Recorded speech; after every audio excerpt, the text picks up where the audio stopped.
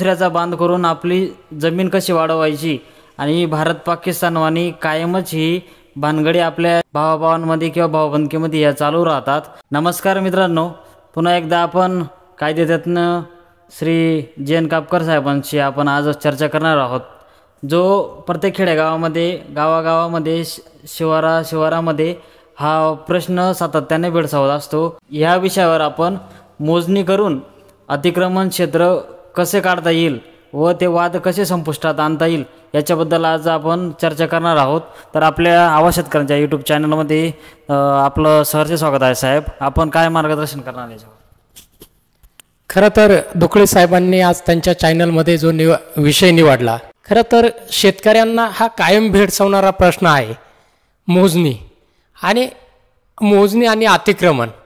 त्यांनी सांगितलं की बांध फोडून शेती वाढवणारे अनेक शेतकरी खेड्यागावात जन्माला आलेले आहेत। खरं ती वस्तुस्थिती आहे। अनेकांनी शेती घेण्यापेक्षा दुसऱ्याचा बांध फोडणारी बांडगुळं समाजामध्ये जन्माला आली। त्यामुळं खरं तर समाजाचं जे स्वास्थ्य आहे, गावामध्ये वाद होतात, बांधावरून खून होतात, मारामाऱ्या होतात। खरं तर भारत पाकिस्तानची जी सीमा आहे त्यांचे वाद आपण वर्ष 6 महिन्यातून पाहायला बघतो, परंतु हे जे वाद आहे भाऊबंदकीचे वाद आहे आणि बांधाचं फोडल्याचे आणि अतिक्रमण केल्याचे वाद आपल्याला दिवसेंदिवस आपल्याला पाहायला मिळतात आणि त्याच्यामुळं जे आहे त्याचं प्रमाण खूप वाढलेलं आहे। आणि त्या अनुषंगाने खरं तर मोजणी आणि अतिक्रमित क्षेत्राचा ताबा मिळवणं ही गोष्ट खूप महत्त्वाची आहे। अगदी बरोबर साहेब। काय होतं, जर आपल्याकडं समजा 5 एकर क्षेत्र आहे, पण जर ते आता काही लोक नोकरीनिमित्त बाहेरगावी जात असतात, पण जेव्हा ते काही वेळानंतर जर मोजणी केली किंवा हिस्से पडले तेव्हा जर हे झालं, पण ते क्षेत्र हे कमीत कमी 10 ते 15 गुंठ्यांनी हे कमी भरतं, तर तेव्हा शेजाऱ्याला जर सांगितलं तर म्हणजे काही लोक असं म्हणतात, तुला काय करायचं करून घे, नाहीतर मोजणी कर, असं तसं। मग त्यासाठी मोजणी अर्ज कसा दाखल करावा, का मोजणीच्या काय पद्धती आहेत? खरं तर अतिक्रमण धारक जो आहे जेव्हा वाद होतात आणि तो सांगतो का तुमचं जे क्षेत्र आहे तुम्ही मोजणी भरा आणि काढून घ्या, आणि प्रत्यक्ष जेव्हा आपण ती मोजणी भरतो तेव्हा तो त्याला संमती देत नाही किंवा तो त्या मोजणीच्या ऑफिसमध्ये येत नाही। परंतु जर ज्या ठिकाणी संमती असेल त्या ठिकाणी आपण भूमी अभिलेखचं जे कार्यालय असतं तालुक्याच्या ठिकाणी, त्या ठिकाणी आपण अर्ज दाखल करतो आणि तो अर्ज दाखल केल्यानंतर आपल्याला मोजणी करता येते। खरं तर या मोजणी करण्याच्या 3 पद्धती आहे की तुम्हाला त्याच्यामध्ये तातडीची मोजणी, अति तातडीची आणि एक साधी मोजणी, अशा 3 प्रकारच्या मोजणी तुम्हाला मागता येतात। नक्की साहेब, आपण मोजणीच्या पद्धती देखील सांगितल्या। त्याचबरोबर आता तुम्ही जे म्हटले का काही शेतकरी एखाद्या वेळेस असं होतं का पहिल्यांदा म्हणतात मोजणी करून आम्ही, जर तुमचं क्षेत्र आमच्याकडे निघालं तर आम्ही तुम्हाला देऊन टाकू, पण प्रत्यक्षात असं होताना दिसत नाही। त्याच्यानंतर ते म्हणतात आम्ही आता देणार नाही आमच्याकडे जर क्षेत्र आले। असं आता काही ठिकाणी तर असं निदर्शनास आलं आहे का त्या बांधावर अशी दोरी बांधली, म्हणजे इकडं तुम्ही यायचं नाही, असं म्हणजे क्षेत्र निघून सुद्धा येत नाही। तर त्यातच म्हणजे कोर्ट कमिशनर नेमून म्हणजे कोर्टामार्फत आपल्याला कसं करता येईल बरं? खरं तर मोजणीच्या बाबतीत 2 प्रक्रिया पार पडतात। एक जी मोजणी आहे, तुम्हाला एकदा जर तुमचा स्वतंत्र पोट हिस्सा असेल आणि स्वतंत्र गट असेल, समजा आपला 100 नंबरचा गट नंबर आहे, त्याचे पोट हिस्से झालेले नाही, समजा 1 2 3 आपण त्याला पोट हिस्से म्हणतो, 100चा 1 2 3 4, समजा तसे पोट हिस्से नसेल आणि तुमच्या क्षेत्रामध्ये जर कोणी लगतच्या शेतकऱ्यांनी अतिक्रमण केलं तर तुम्हाला त्या ठिकाणी महाराष्ट्र लँड रेव्हेन्यू कोडच्या 138 कलमाप्रमाणे SDOकडे म्हणजे प्रांत अधिकाऱ्यांकडे अतिक्रमण काढून मागता येतं।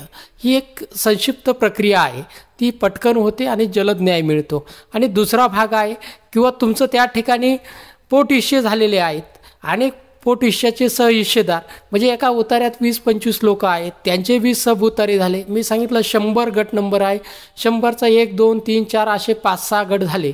मग आता त्या 5-6 गटांचं जे आहे क्षेत्र नेमकं कोणी अतिक्रमण केलं, 100च्या 1च्या धारकाने केलं का 100च्या 2 नंबरच्यानी केलं किंवा लगतचा जो 99 गट असेल किंवा 98 असेल त्यांनी केलं, ही जर वस्तुस्थिती तुम्हाला रेकॉर्डवर आणायची असेल आणि तुम्हाला त्यांच्याकडून जर अतिक्रमण काढायचे असेल तर त्याच्यासाठी तुम्हाला कोर्टामध्ये सिव्हिल सूट दावा दाखल करावा लागतो आणि मग त्याच्यामध्ये तुम्ही कोर्टामध्ये दावा दाखल करून त्या ठिकाणी कोर्ट कमिशन मोजणी करण्यासाठी नेमता येतं. खरं तर ज्या ठिकाणी बऱ्याच वेळा असं होतंय का जे लगतचे शेतकरी आहे ज्यांनी अतिक्रमण केलं ते म्हणतात आम्ही अतिक्रमण केलंच नाही, आणि जो वादी आहे किंवा ज्याच्या क्षेत्रामध्ये अतिक्रमण केलं तो म्हणतो अतिक्रमण केलं आहे.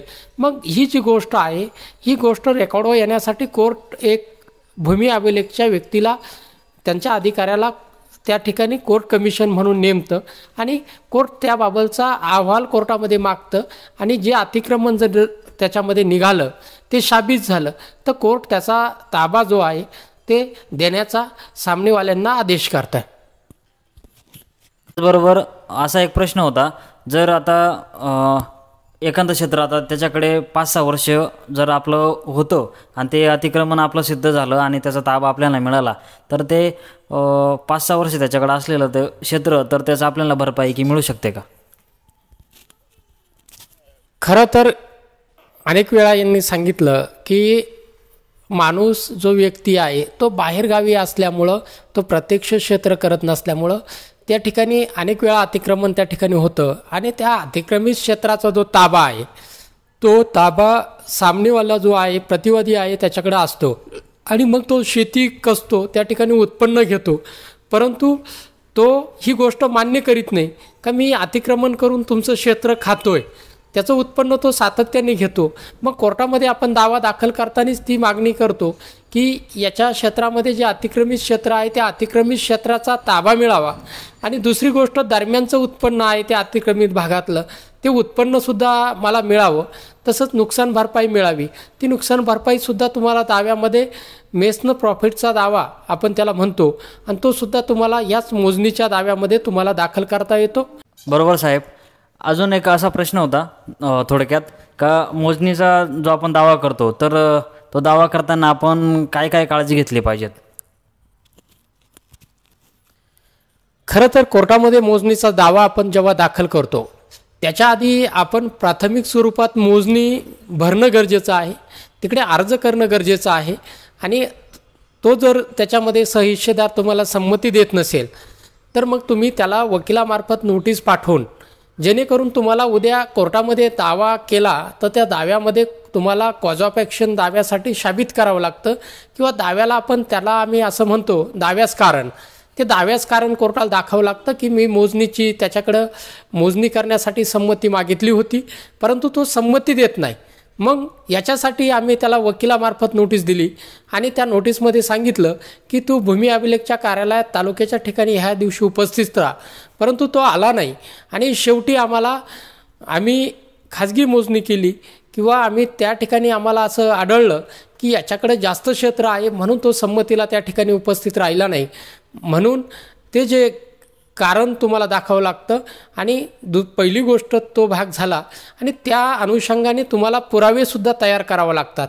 कारण तुम्ही जेव्हा मोजणीचा दावा घेऊन जातात तर मोजणीच्या दाव्यामध्ये सुद्धा मुदतीचा कायदा आहे. कारण बऱ्याच वेळा त्याच्यामध्ये अशी चूक होते वकिलांकडून की कधी मोजणी झाली किंवा कधी अतिक्रमण केलं ही गोष्ट जी आहे स्पेसिफिक नमूद केली जात नाही. कारण मोजणीचा दावा जरी तुम्हाला करायचा असेल तर तुम्हाला तात्काळ तो मोजणीचा दावा करता आला पाहिजे. मुदतीत तो दाखल जर केला नाही तर तुमचा दावा टिकू शकत नाही. म्हणून तुम्हाला त्या दाव्यामध्ये स्पेसिफिक केव्हा अतिक्रमण केलं, कधी केलं, अतिक्रमण किती क्षेत्राचं केलं या सगळ्या गोष्टी स्पेसिफिक नमूद करणं गरजेचं आहे जेणेकरून मुदतीच्या कायद्याची बाधा येऊ नये. दुसरी गोष्ट दावा साबित होण्यासाठी त्यासाठी नोटीस देणं किंवा भूमी अभिलेखला त्या काळामध्ये अर्ज वगैरे करणं जेणेकरून तुम्हाला तसा पुरावा निर्माण करता येईल, ही तुमची जबाबदारी आहे.